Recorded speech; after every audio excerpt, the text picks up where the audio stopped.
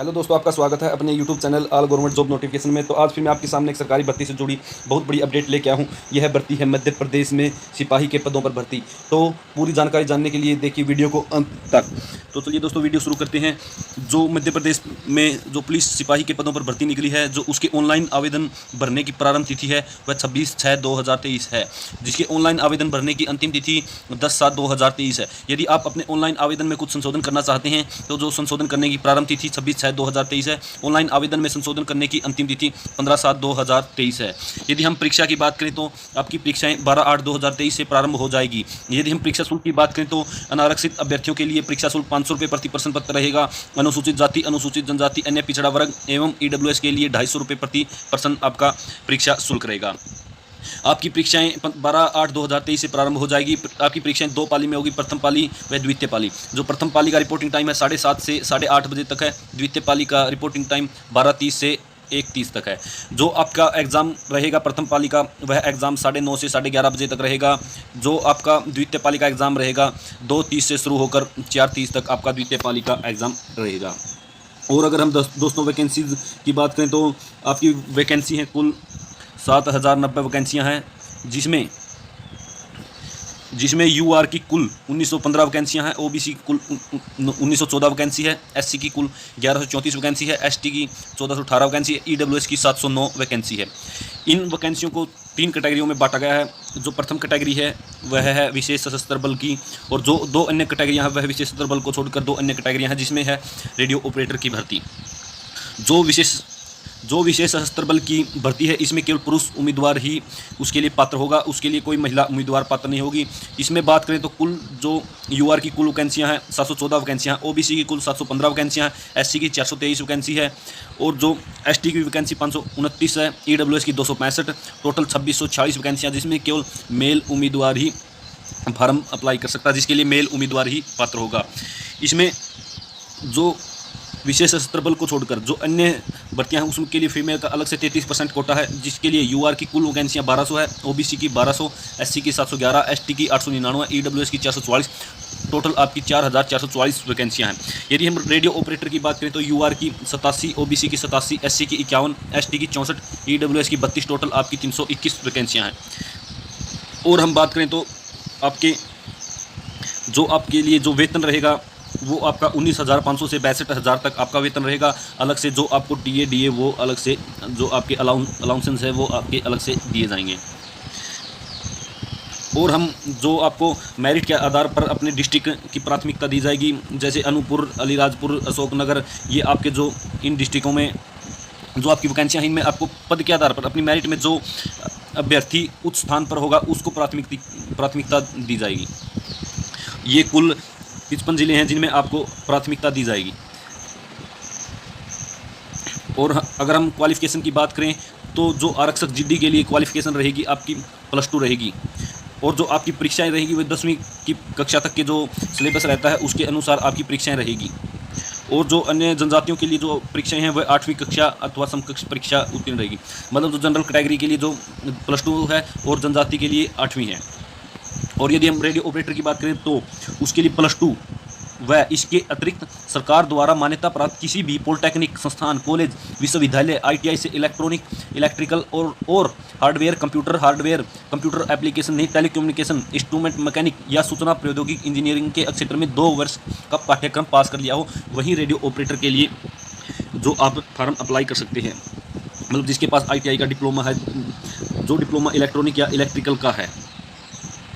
यदि हम एज की बात करें तो जो पुरुष उम्मीदवार हैं उसके लिए जो एज रहेगी अनारक्षित के लिए जो 36 वर्ष, और जो मध्य प्रदेश के आर्थिक रूप से कमज़ोर श्रेणी के अभ्यर्थी हैं उनकी 36 वर्ष, अन्य प्रदेश के आदिवासी सभी अभ्यर्थियों के लिए जो 36 वर्ष उम्र रहेगी। मतलब जो भी अन्य स्टेट के फॉर्म अप्लाई करना चाहते हैं उनके लिए भी उम्र 36 वर्ष रहेगी। सभी श्रेणी की जो महिलाएँ हैं उसकी 41 वर्ष, पुरुष की आरक्षित श्रेणी अनुसूचित जाति, अनुसूचित जनजाति के लिए जो 41 वर्ष, पुरुष की सभी श्रेणी के शासकीय निगम, मंडल, स्वशासी संस्था के कर्मचारी तथा नगर सैनिक अभ्यर्थियों के लिए उम्र रहेगी आपकी 41 वर्ष। ये और अन्य जैसे आपकी बात करें विक्रम पुरस्कार विजेता की बात करें तो 41 वर्ष, समस्त श्रेणी के विक्रम पुरस्कार विजेता जो महिलाएं की बात करें तो उसमें 46 वर्ष उम्र रहेगी। आरक्षित श्रेणी के जो पुरुष उम्मीदवार हैं उनकी विक्रम पुरस्कार विजेता के लिए 46 वर्ष आपकी उम्र रहेगी।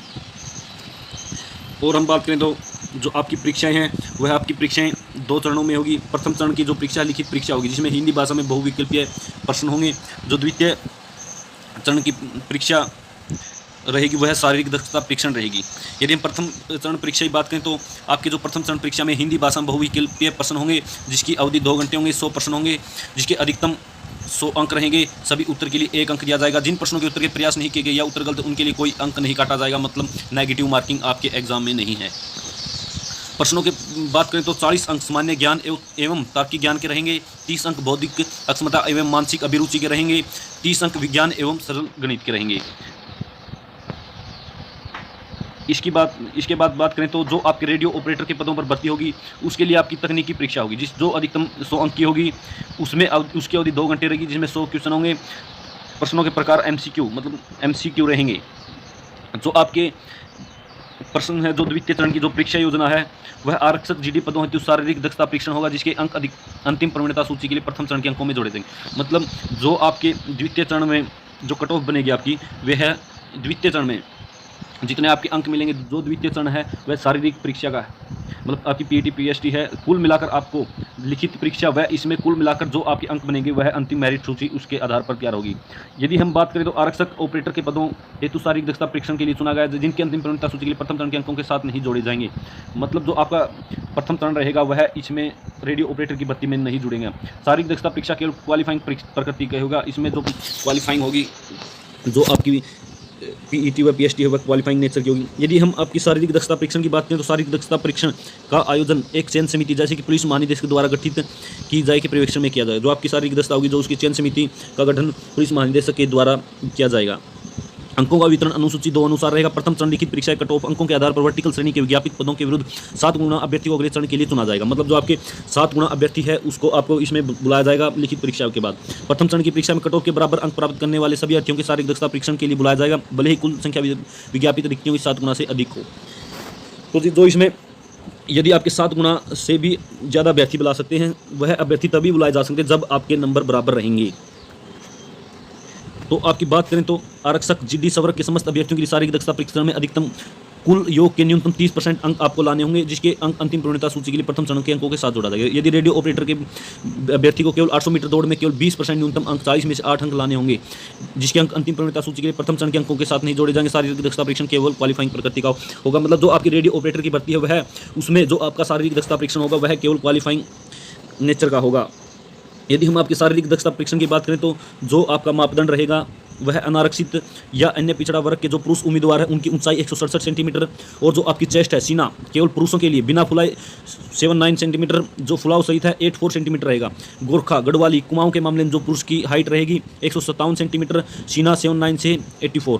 मराठा अनुसूचित जाति अनुसूचित जनजाति के पुरुष उम्मीदवार की जो हाइट रहेगी 165 सेंटीमीटर, जो सीना रहेगा 79 सेंटीमीटर और जो आपकी फुलावट रहेगी 5 सेंटीमीटर का आपका फुलावट होता है तो फुलावट के साथ आपका सीना होना चाहिए 84 सेंटीमीटर।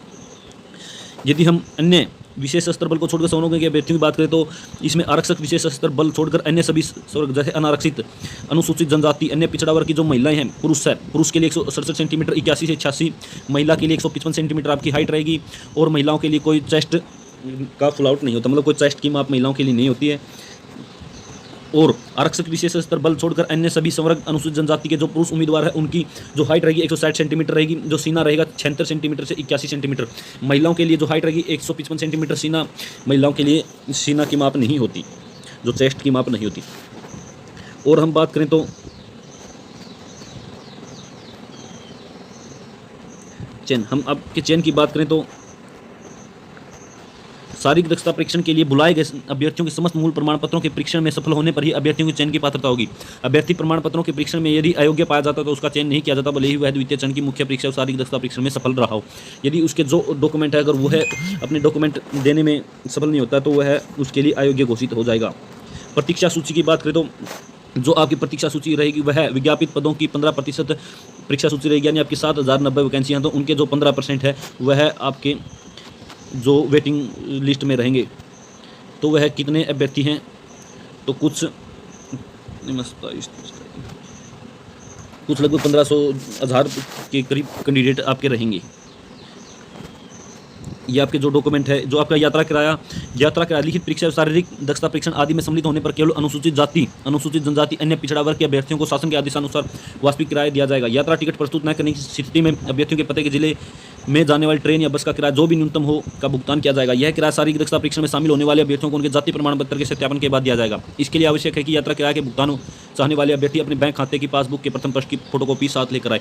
मतलब जो आपका यात्रा किराया दिया जाएगा वह केवल अनुसूचित जाति और अनुसूचित जनजाति एवं अन्य पिछड़ा वर्ग के अभ्यर्थियों को ही दिया जाएगा, अनारक्षित अभ्यर्थियों को नहीं दिया जाएगा। यदि हम अंतिम चयन की बात करें तो जो आपका अंतिम चयन रहेगा वह आरक्षित जीडी वर्ग की शारीरिक दक्षता परीक्षण में न्यूनतम अंक लाने का प्रथम चरण लिखित परीक्षा और शारीरिक दक्षता परीक्षण प्राप्त अंकों के योग पर अंतिम चयन होगा। जो आपकी जीडी की वैकेंसी है उसमें जो आपकी लिखित परीक्षा और शारीरिक दक्षता परीक्षण के अंक जुड़कर आपके लिए मेरिट कट ऑफ तैयार होगी। यदि हम रेडियो ऑपरेटर के तकनीकी पदों की शारीरिक परीक्षा में प्रथम चरण लिखित तकनीकी परीक्षा प्राप्त अंकों के योग के आधार पर अंतिम चयन होगा। यदि हम आपकी शारीरिक दक्षता परीक्षण की बात करें तो पुरुषों के लिए जो गोला फेंका जाने वाला उसका वजन होगा 7.26 किलोग्राम। महिलाओं के लिए गोला फेंक में गोले का वजन रहेगा 4.00 किलोग्राम। जो पुरुषों की 800 मीटर दौड़ है तो एक अवसर का लंबी कूद एवं गोला फेंक हेतु 3 अवसर प्रत्येक प्रदान किए जाएंगे। मतलब आपको 3 अवसर दिए जाएंगे केवल लंबी कूद एवं गोला फेंक में। जो आपकी दौड़ होगी उसके लिए केवल आपके पास एक ही अवसर रहेगा। तो आपके नंबर की बात करें, जो पुरुष उम्मीदवार 800 मीटर 198.3 सेकंड से अधिक लगाता था उसके कोई अंक नहीं जुड़ेंगे, मतलब 0 अंक मिलेंगे।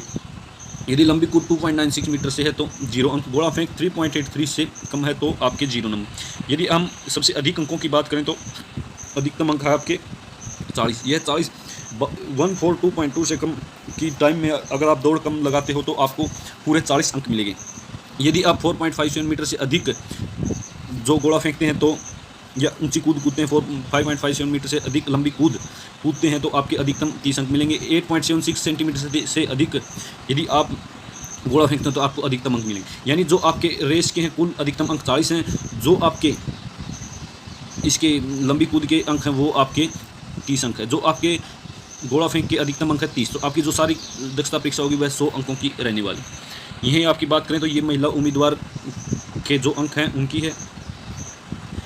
ये सब जो यह मापदंड है यह है शिथिल माध्यम होमगार्ड भूतपूर्व सैनिक सभी 3 विधाओं में तथा आरक्षित रेडियो ऑपरेटर के लिए जो गोला फेंक का वजन गोले का वजन रहने वाला वो है 7.26 किलोग्राम। महिलाओं के लिए गोला फेंक का गोले का वजन रहना 4.00 किलोग्राम। 800 मीटर दौड़े तो एक अवसर लंबी कूद एवं गोला फेंक हेतु 3 अवसर प्रत्येक प्रदान किए जाएंगे।